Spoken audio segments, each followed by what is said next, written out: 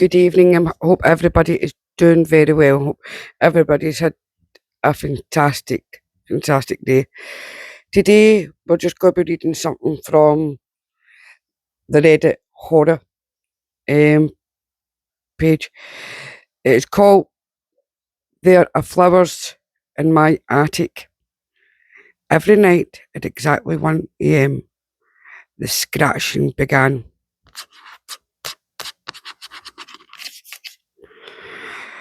It always came with my stomach in pain, so sharp I curled up into a ball, bile burning the back of my throat. At first the noise was faint, barely there, but each passing night it grew louder. I could hear it through the walls, imagining the scurry of tiny claws clambering across the floor. Rats! I nudged my husband, but he only groaned and rolled over. What's that? I hissed. He sighed. The rats, I told you. I'm getting rid of them. Kai's smile was a part of the reason I married him. Dimples, pretentious charm I couldn't resist. He was my high school boyfriend, fiance, and now husband. His smile used to be bigger, less fake, less plastic, like he wasn't pretending. Before I told him I didn't want a family, kids were too expensive, too messy too. I was running out of excuses. I just didn't want them. The next morning, on the way to the doctor, Kai held my hand. You'll be okay, he said with a smile. I wasn't expecting the nurse to turn 10 shades pale when she met my eyes. My sonny, she said, helping me on the edge of the bed after my scan. Are you sure you haven't given birth? She pointed to the laptop. Black and white images of my pelvis stuck to the screen. The heaviness and dragging sensation in your pelvis suggests pelvic organ prolapse, which usually occurs when the muscles supporting the uterus are damaged during childbirth. She stood gently lifting my shirt.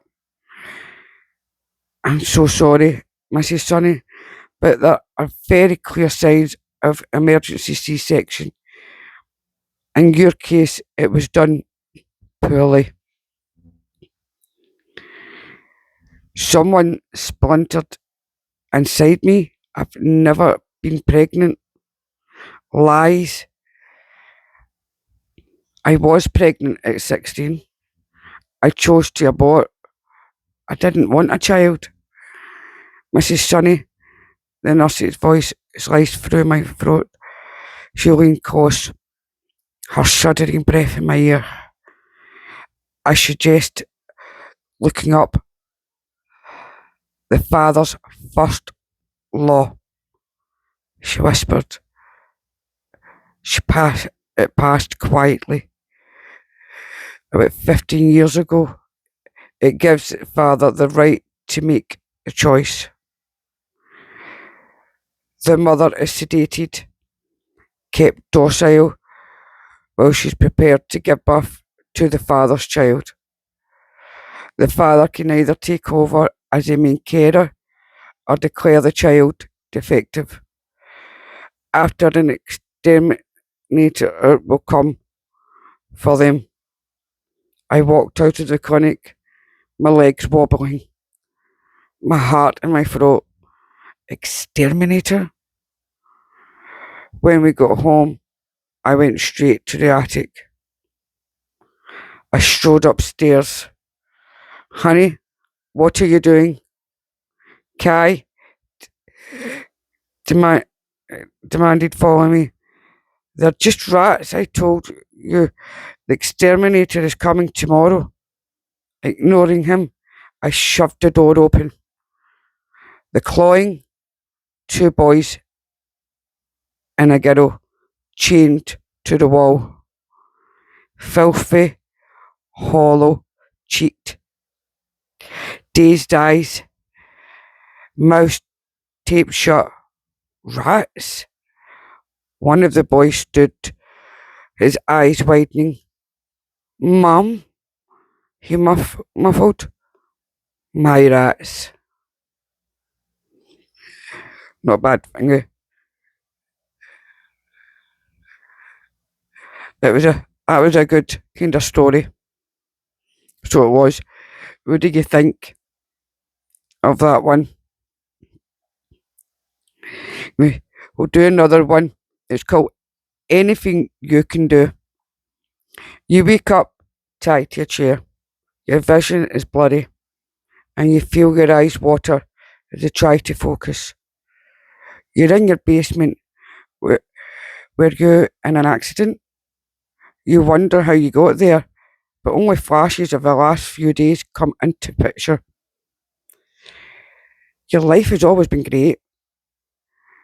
Your wife has a great job, and keeping a clean house is a hobby that she takes lots of satisfaction in. Your kids are doing decent in school, not enough to raise any flags, but also not too much that you have to go to school events or interviewing too much. Not needing to work, clean or play, papa. You spend your time with your one truest love, your TV. Although, in a few interactions you've had with them lately, they seem happier. Maybe the happiest you've seen them. Then things got weird. You started getting thanked for stuff you didn't do. You surprised us back there. You never keep your promises, but you actually met us on the trail. You should do that more often. It was nice, your wife says. You don't know what she's talking about, but you take credit, any credit you can. Dad, thanks for the driving lessons, the kids say on their way to school. They asked, but you said no. What was going on?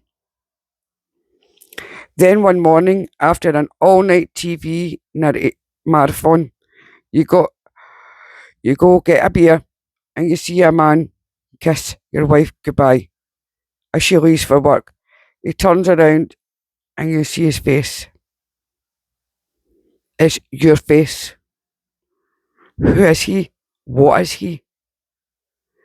You're frozen in shock.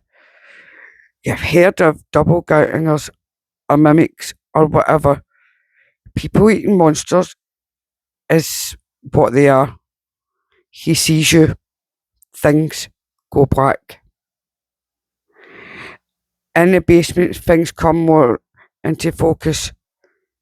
You can see your wife examining you. You see the imposter behind her. That monster, that thing, isn't me. I'm the real Kurt. You have got to get me out of here quick. He's going to suck the life out of us all. We know you're real Kurt, but we want to keep this one. He won't eat his family. I'm going to make sure he's fed. There's plenty of food, just sleeping on the streets. She starts to whimper.